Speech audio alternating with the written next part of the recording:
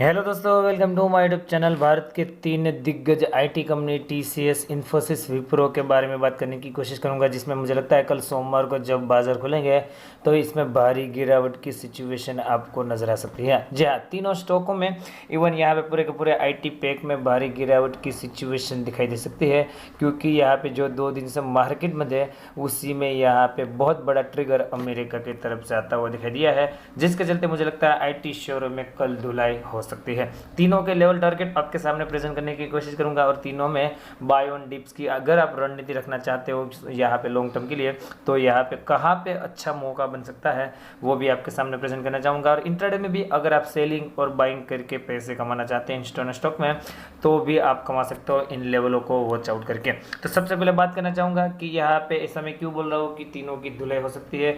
तो आपको पता होना चाहिए कि अमेरिका में आईटी इंडेक्स जो है, IT heavy weightage Nasdaq composite key यहाँ पे फ्राइडे को जो धुलाई हुई थी वो आपके सामने है। 4% की गिरावट, 500 पॉइंट डाउन यहाँ पे नजर आया था और सभी के सभी आईटी शेयरों की वहाँ पे धुलाई होती हुई दिखाई दी थी।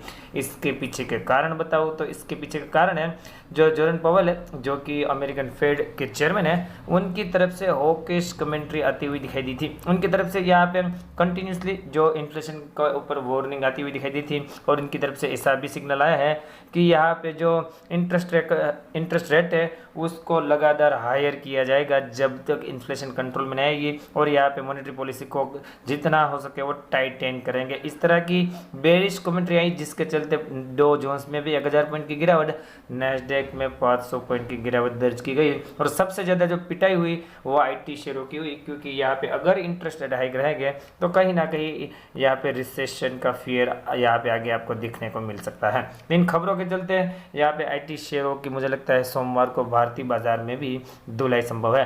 तो 1 बाय 1 तीनों के चार्ट पे लेके जाना चाहूंगा और तीनों के लेवल हम यहाँ पर डिस्कशन करने की कोशिश करेंगे। दोस्तों, बात चालू करना चाहूंगा टीसीएस से। भारत की नंबर आईटी सेक्टर की कंपनी आप देख सकते हो कि 2900 के आसपास का लो हाल फिलहाल में बनाया था।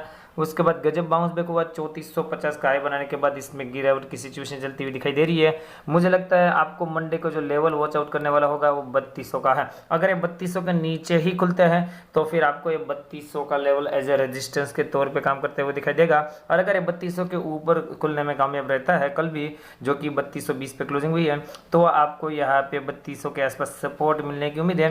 और यह टूटने के बाद मुझे लगता है 3100 के लेवल आपको नीचे की तरफ दिखाई दे सकते हैं। ऊपर की तरफ 3300 भी एक हडल बना हुआ है। तो डेफिनेटली इन लेवलों को आपको वॉच आउट करना है। आरएसआई का लेवल इसमें 41 का है, तो काफ़ी ज़्यादा वीक इसमें नज़र आ रहा है। अभी बात करना चाहूँगा इन्फोसिस की, जिसमें यहाँ पे बात करें हाल फिलहाल में 1400 का लो बना था, उसके बाद बढ़िया बाउंस बैक और लगभग 1650 का हाई बनने के बाद इसमें भी करेक्शन का दौर चालू होता हुआ दिखाई दिया है।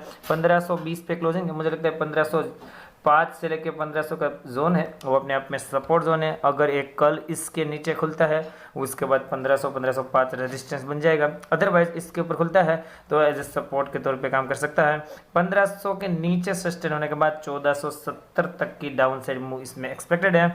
इसके ऊपर बात करें तो 1555 भी एक रेजिस्टेंस जोन है। इसमें आरएसआई का लेवल यहाँ पे भी वीक है, 44 के आसपास इसमें भी नज़र आ रहा है। तो इन्फोसिस में भी ये लेवल्स आप वॉच आउट कर सकते हो। विप्रो की लास्ट में बात करना चाहूँगा, जिसमें हाल फिलहाल में 390 के आसपास का लो बनने के बाद इसमें बढ़िया बाउंस बैक दिखाई दिया था। 445 450 के हाई यहाँ पे विप्रो ने दिखाए थे। उसके बाद यहाँ पे भी करेक्शन आता है, आप देख सकते हो। लगभग 410 का लो बनने के बाद फिर से यहाँ पे कंसोलिडेशन होता हुआ दिखाई दिया है।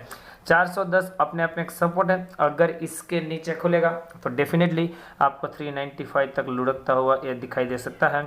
अगर इसके ऊपर खुला तो 410 के आसपास आप देख सकते हो सपोर्ट ले सकता है। ऊपर की तरफ 425 भी, या ऊपर की तरफ 425 भी अपने आप में एक हर्डल के तौर पे इसमें काम कर सकता है। तो डेफिनेटली इन लेवलों को आपको वॉच आउट करना है। विप्रो में भी इसका भी आरएसआई का लेवल 43 के आसपास है। तो सभी के सभी यहाँ पे स्टॉक्स बेरिश सिग्नल ही दे रहे हैं और यहाँ पे जिस तरह की खबरें हैं कल गैप डाउन खुलने के हायर चांसेस हैं। तो दोस्तों, अगर आप यहाँ पे शॉर्ट टर्म के लेकर के प्रॉफिट में हो तो डेफिनेटली अपना प्रॉफिट बांधना मत भूलिए और बाय ऑन डिक्लाइन की रणनीति होनी चाहिए। मुझे लगता है 390 395 के आसपास विप्रो में अच्छा खासा एक्यूमुलेशन जोन है। तो मैं चाहूँगा इन तीनों शेयरों को आप स्टडी करिए और इसके बाद ही फाइनल कोई डिसीजन लेने की कोशिश करें। वीडियो अच्छा लगा हो तो लाइक का बटन दबाइए, चैनल पे नए हो तो जरूर से जरूर सब्सक्राइब कीजिए। फ्री वाली टेलीग्राम चैनल का भाग नहीं बने हो, वीडियो के डिस्क्रिप्शन में उनकी भी लिंक मिल जाएगी, वहाँ से आप उसको भी ज्वाइन कर सकते हो। Thank you again for watching this video.